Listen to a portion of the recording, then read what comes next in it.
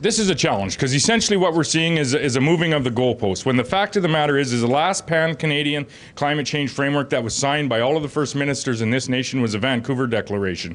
That was signed with the intent of all provinces across the nation doing what they could, understanding the diversity of our emissions complex, understanding what many provinces have already done, understanding what is possible in our provinces across the nation, but also understanding that provinces would contribute to the degree that they were able so that Canada would be able to meet its 30% reduction that they laid out at the Paris Accords. So that was the last pan-Canadian climate framework that was signed by all First Ministers in this nation, and that was the intent of all First Ministers at that point in time.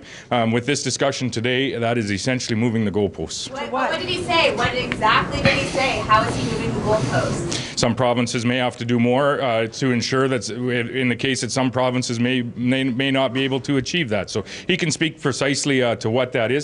But the fact of the matter is, this is moving the goalposts. This is not what we agreed to in the Vancouver Declaration from the province of Saskatchewan's perspective. What we agreed to was doing what we could in our province in emissions reductions, in carbon sequestration, to ensure that we can contribute to Canada achieving their commitments that were laid out in the Paris Accord. If he's saying 30% one day, and all of a sudden, well, some of you now, an hour ago, are going to have to reduce it more to make up for ones that can't.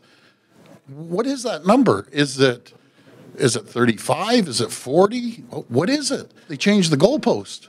They changed the rules on the 11th hour of the game here.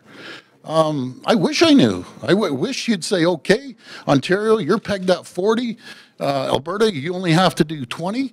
We did not move the goalpost. We had a good discussion around the table about what each province was doing. Let's be clear. Premier Ford does not have a credible climate plan.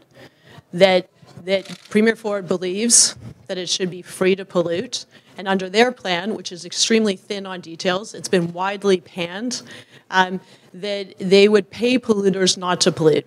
That's a failed approach. We need to be serious about climate action. We know what the solutions are. A price on pollution is a solution. It's a tool that we know that works, and we don't have a lot of time. We need to be more ambitious.